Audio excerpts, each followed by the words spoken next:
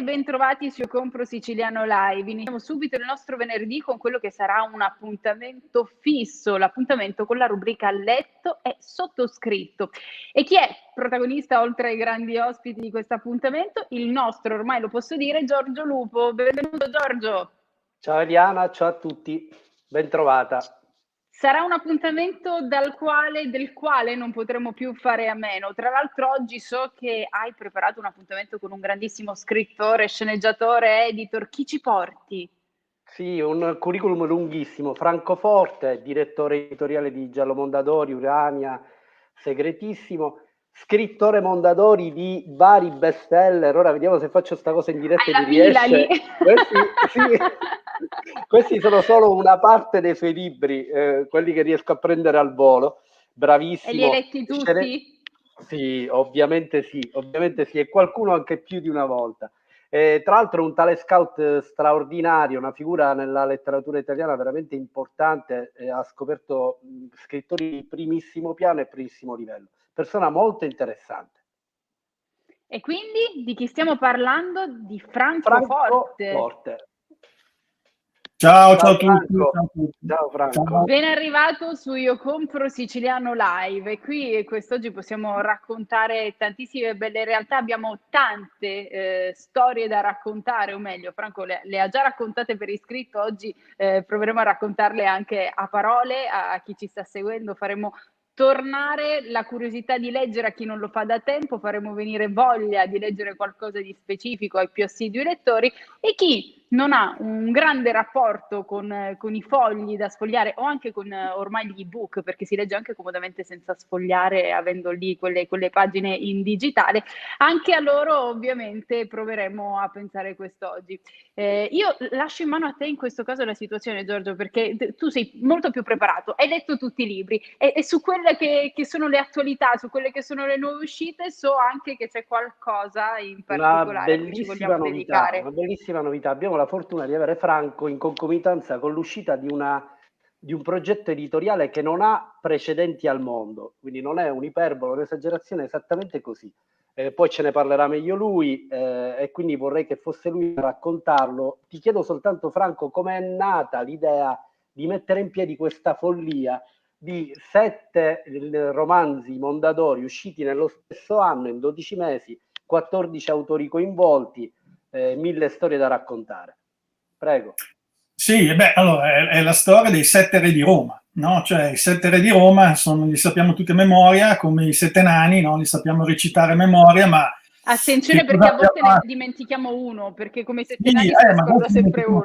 Sicuramente di tutti cosa abbiano fatto nella vita, Anco Marzio, Tullo Stilio, Tarquinio Prisco, non lo sappiamo, nessuno lo sa cosa abbiano fatto, a parte Romolo, il primo, di cui la storia un minimo si capisce, si conosce, tutti gli altri non si sa. Io ovviamente scrivo di storia antica, storia romana, è la storia della fondazione di Roma con i primi 7 re, è una storia meravigliosa, si parte da 750 anni prima di Cristo e si arriva al momento della Repubblica.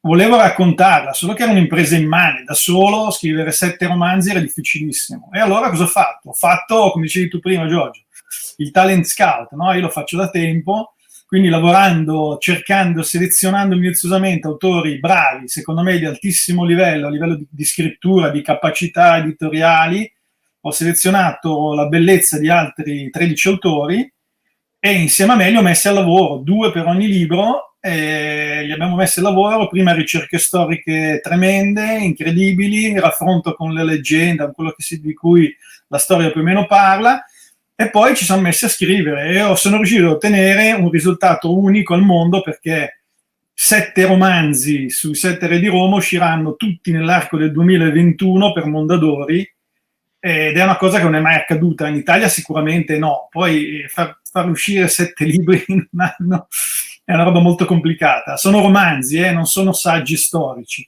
sono romanzi. Quindi è stata un'impresa incredibile, però io sono soddisfatto perché sta piacendo molto. Romolo è fuori, 16 febbraio, adesso tra poco escono il secondo e il terzo libro, che sono Numa Pompilio e Tullo Stilio, e poi si andrà avanti con gli altri re fino a fine anno, insomma. Bellissimo, sicuramente interessante, hai fatto benissimo a sottolineare, essendo dei romanzi, permettono anche di avvicinare alla cultura, alla storia vera, chi magari ha un po' più difficoltà magari ad avvicinarsi a un saggio storico, perché lì è ovviamente una lettura un po' più complessa, un po' più impegnata, ma questa è tutt'altra storia. Giorgio, torno da te. Sì, avevi fatto tu riferimento proprio a questa commistione tra leggenda e realtà. Quanto è stato difficile recuperare fonti storiche su un periodo che, ricordiamo, fa parte del Lazio primordiale, quindi Esatto. probabilmente non tantissime fonti documentate. No, ce ne sono pochissime, molto diversificate, perché per studiare Romolo abbiamo saccheggiato da notizie di più di 160 autori antichi, quindi tantissimi autori antichi, però ognuno di loro riportava pochissime cose, molto frammentate e leggendarie. Noi abbiamo fatto un lavoro qualcuno parla di reverse engineering, no? Cioè siamo partiti dalla leggenda e abbiamo detto, ma che cosa può avere dato origine a quella leggenda? Per esempio, tutti sanno che Roma è simboleggiata dalla lupa con i due gemelli Romolo e Remo che allattati dalla lupa, no?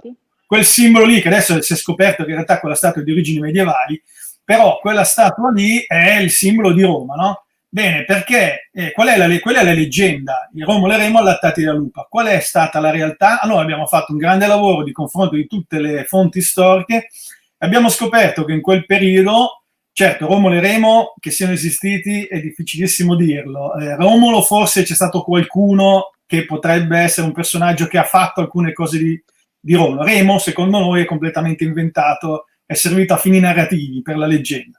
Però a parte questo, questi gemelli sono stati trovati da chi? Sono stati trovati da una donna che viveva in una grotta chiamata Lupercale, e questa donna era chiamata da tutti la lupa.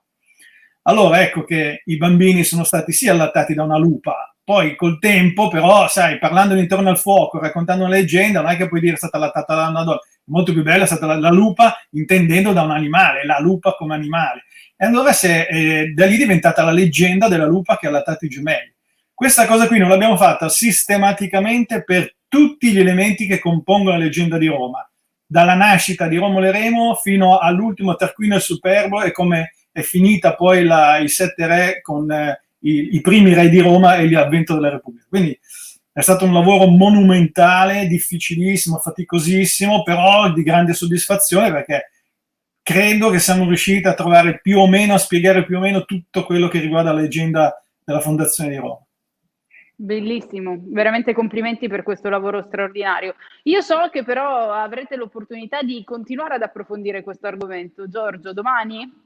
Assolutamente sì, ho la fortuna e l'onore di avere Franco come ospite nella rassegna invernale del Termini Book Festival, quindi domani saremo in diretta radio su Radio Panorama, sulla pagina Facebook, diretta Instagram su Sicilian Story, insomma multimediali, ma poi ciò che conta è l'ospite, i contenuti che porta, per cui sarà molto divertente domani. Anche perché avrete modo di ricollegarvi anche a un altro romanzo, si cambia completamente epoca storica e qui è un lavoro realizzato insieme a Scilla Bonfiglioli che è La bambina ora lo tiro fuori. Dai, qual è? Dov'è? Tipo effetto jukebox, aspetta che prendo. No, al contrario, vede, sì. capovolgilo. La bambina è il nazista. Sì, Franco, ne vuoi parlare tu? Perché io starei qua. Allora, questo è un libro che io tengo tantissimo, mi fa piacere che ne parlino tantissimo, sta vincendo molti premi letterari internazionali, quindi lo stanno traducendo all'estero in molti paesi, quindi sono contento perché è una storia che merita, una storia di speranza, di amore, ma anche di tragica, tremenda, ispirata a un fatto vero che io ho recuperato durante i miei studi per Mediaset, che stavo facendo per degli sceneggiati per Mediaset. Stavo studiando le carte del processo di Norimberga e mi sono imbattuto in una frase in cui si diceva che una bambina di 8 anni ebrea è stata salvata da un ufficiale nazista in 2 campi di sterminio in Polonia. Abbiamo ricostruito quella storia in maniera incredibile, in realtà è un thriller, un action, perché è incalzante, perché quest'uomo deve salvare a tutti i costi una bambina dalle camere a gas. Ed è stato difficile perché abbiamo ricostruito completamente il mondo di questi lager in cui si svolge la vicenda, con tutto quello di cui parliamo è vero, L'unica cosa che abbiamo inventato sono le motivazioni per cui in realtà questo ufficiale abbia salvato la bambina, che non erano contemplate nelle carte del processo di Norimberga. Non si sa perché l'abbia fatto. Lì abbiamo fatto i narratori, abbiamo trovato una soluzione, un'ipotesi secondo noi coerente, plausibile, e che fosse motore di questa scelta terrificante. E devo dire che i lettori ci stanno premiando perché sono tutti appassionati di questa vicenda, ma io ci tengo soprattutto perché queste storie vanno ricordate, bisogna assolutamente farle ricordare, soprattutto parlarne ai più giovani. Io vado molto nelle scuole e questa storia sta appassionando i più giovani perché capiscono cosa vuol dire essere un bambino all'interno di un campo di sterminio. Eh sì, sono delle storie da tramandare, la memoria si porta avanti in questo modo. La bambina e il nazista, ho letto questo libro, mi è piaciuto tantissimo, leggo questo messaggio di Luca Leonardi prima di salutare Francoforte e salutare Giorgio Lupo, ricordando appunto questi appuntamenti domani attraverso il Termini Book Festival, e poi però la prossima settimana tornerà Letto e Sottoscritto. Giorgio Lupo ci porterà un altro autore, vuoi già svelarci chi? Gaudenzio Schillaci è un siciliano molto interessante, esordiente, tra l'altro fondatore del collettivo Sicilia Niura, di cui parleremo poi venerdì prossimo. La prossima settimana. Grazie ancora Francoforte per essere stato con noi, grazie ancora a Giorgio Lupo. Grazie Franco, grazie Eliana. Letto e Sottoscritto torna venerdì prossimo, sempre qui all'interno di Io Compro Siciliano Live. Vi ricordo nel frattempo www.iocomprosiciliano.com, il nostro marketplace dove trovate il Made in Sicily ed è sempre una grandissima risorsa. Ma adesso parliamo di un uomo straordinario. Invito a raggiungerci all'interno del live l'ingegnere Alfio Costa, governatore del Rotary, distretto 2110 per l'anno 2020-2021. Ben arrivato. Grazie, ben trovata. Allora, qui dobbiamo raccontare una realtà immensa, perché parliamo di 1.200.000 tra uomini e donne in tutto il mondo che hanno più o meno censimento. Probabilmente siamo anche di più la famiglia rotariana, perché comprendono anche i ragazzi del Rotaract e dell'Interact.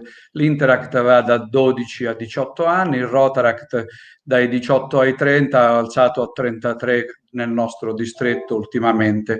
E quindi il Rotary è la più grande associazione mondiale di service non governativa, ma non perché lo dico io che sono il governatore del distretto Sicilia e Malta, ma perché, come voi sapete, negli Stati Uniti ci sono agenzie di certificazione e Charity Navigator da 13 anni certifica che noi siamo la prima ONG al mondo, perché $100 donati a Rotary, 95 finiscono per l'operazione umanitaria nella quale sono stati investiti. Di conseguenza non c'è nessuno come noi che opera gratuitamente al servizio delle comunità locali e internazionali. Questo ci rende orgogliosi, tutti noi rotariani, che oltre a sviluppare con la nostra in amicizia e sviluppandoci nelle comunità, siamo stati importantissimi quest'anno. L'altro giorno il nostro responsabile nazionale per la comunicazione ci dava delle informazioni. Il Rotary, per quanto riguarda la pandemia, ha messo 20 milioni di euro a disposizione delle comunità.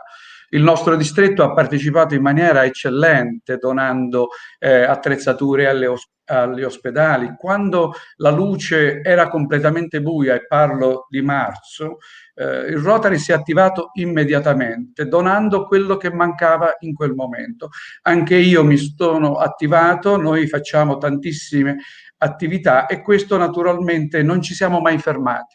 Non ci siamo mai fermati e il mio stile è il Rotary c'è, il Rotary non si ferma, è una delle mie frasi, e non ci siamo mai fermati nemmeno nei periodi di zona rossa, quando il lockdown duro, perché chi soffre, i deboli non hanno un giorno di lockdown per mangiare, e allora moltissimi dei club, moltissimi rotariani, a Palermo c'è un'associazione di rotariani che ogni mercoledì dà centinaia di pasti ai senza fissa dimora, ma questo lo hanno fatto molti club in tutta la Sicilia. Noi siamo 98 club 95 in Sicilia e 3 a Malta, e tutti sono attivi nella solidarietà, tutti, e quindi non siamo soltanto, una volta eravamo famosi perché le cene le sapevamo fare, questo è anche vero, però oggi il Rotary ha cambiato pelle. Il Rotary si è messo al servizio con tutti i professionisti al servizio delle comunità. Io sono stato fra i primi in Italia a dare e a chiedere ai miei soci rotariani di iscriversi nei registri ai medici per i vaccinatori, perché c'è bisogno di tanta attività. L'altro giorno, parlando con l'assessore Razza, faremo un protocollo d'intesa in maniera tale che tutti sappiano quanti rotariani fanno servizio. Le racconto una cosa particolarissima del mio club, è finita su tutti i giornali e anche televisioni nazionali. Un socio del mio club, un socio fondatore, è il dottore Alberto Murè, 91 anni, ha dato la sua disponibilità e è andato a vaccinare una signora di 100 anni. Anche questo è servizio e questo mi rende orgoglioso di essere il governatore del mio distretto Rotary.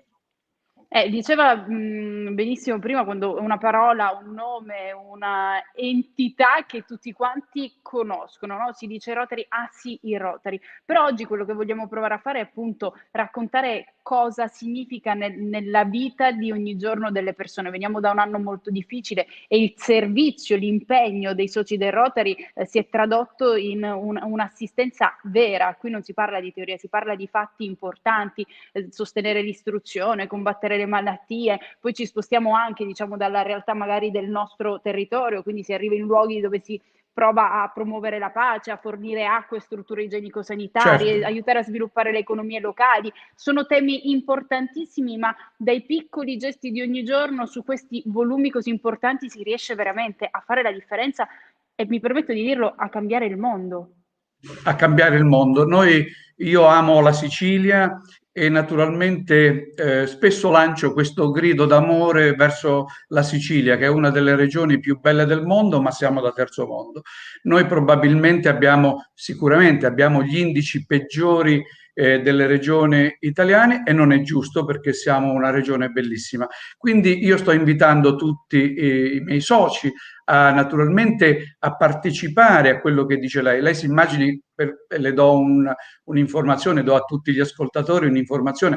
Un mio progetto è un progetto che prevede di realizzare una scuola in Tanzania, nella missione di Ilula, per bambini orfani e diversamente abili, e naturalmente anche un parco giochi, arredarla, comprare un pulmino per il trasporto dei diversamente abili, e mia moglie, che è oculista, assieme a altri medici attrezzeremo un reparto di oculistica in un ospedale lì proprio a Ilula, e poi si recheranno a Ilula per fare uno screening delle operazioni di cataratta e altre operazioni oftalmologiche, e poi quando torneranno manderemo tutti gli occhiali e tutto quello che servirà. Questo è un esempio di come noi agiamo anche all'estero, non solo come anche io sono di Nicosia, nel mio paese il mio Rotary Club dà circa 40 pasti,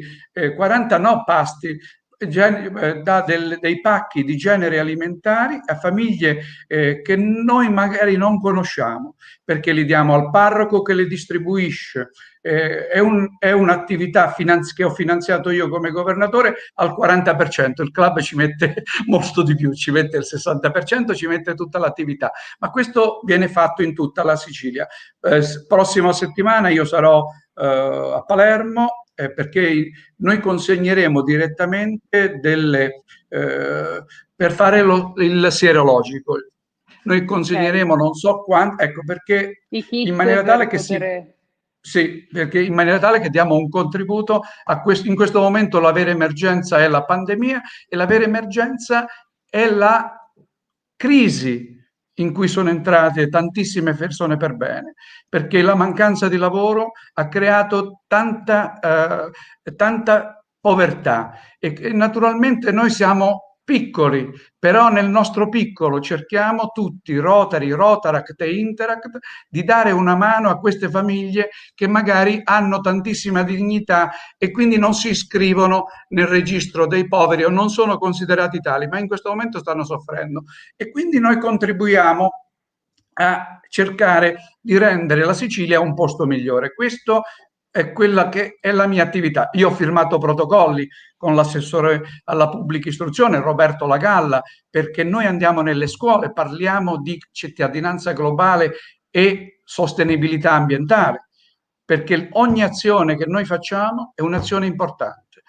Tutto quello che noi, anche noi adulti, facciamo influisce sul mondo in cui viviamo. Quindi io credo molto nell'ambiente, credo che vada salvaguardato e credo che vada fatta una sensibilizzazione importante. Per questo ho costituito tante task force. Ho costituito task force, ecco, voi siete Io Compro Siciliano, io ho costituito proprio una task force per valorizzare i prodotti siciliani, per valorizzare quelle che sono le nostre eccellenze, noi ne abbiamo tantissime e quindi devono essere conosciute e lì siamo abbastanza avanti. Ho fatto una task force sulle infrastrutture, perché le infrastrutture non possono essere da terzo mondo.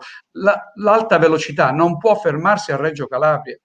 Noi non possiamo avere le autostrade, le strade, le ferrovie. Oggi la ferrovia riveste un ruolo importantissimo quando noi parliamo di sostenibilità ambientale. Le nostre ferrovie sono peggiori degli anni 50. Questo secondo me tanta strada da fare. C'è tanta strada da fare. Volevo leggerle qualche messaggio prima di salutarci, perché c'è chi ci saluta e ci dà il buongiorno da Milano, quindi siamo arrivati anche ad Antonino di Caccamo, salutiamo e diamo il buongiorno a John Blandi che ci segue da New York, quindi queste storie le stiamo raccontando a tutti. Selina Alcalà che dice buongiorno amici di Io Compro Siciliano e manda un caro saluto agli ospiti. Stiamo arrivando veramente in tutto il mondo con questi messaggi. Maurizio Tuminia che appunto saluta anche lui tutti gli amici di Io Compro Siciliano, mandando anche qui cuoricini e rose che noi accettiamo ben volentieri. E c'è John che proprio da New York dice e saluta anche, dice il fratello Rotarians del past president del Rotary di Verrazzano di Brooklyn. Quindi qui stiamo facendo un ricambio con affetto e stima a tutti, vi ringrazio, è stato un piacere per me essere ospite vostro e il Rotary c'è, il Rotary non si ferma. Grazie, ricordiamo il Grazie governatore di Sicilia e Malta, l'ingegnere Di Costa, per essere stato qui con noi all'interno. Grazie a voi per avermi ospitato, grazie. Noi vi auguriamo buon fine settimana, approfittate del weekend per andare a guardare sul nostro marketplace www.iocomprosiciliano.com. Ci rivediamo lunedì, ciao!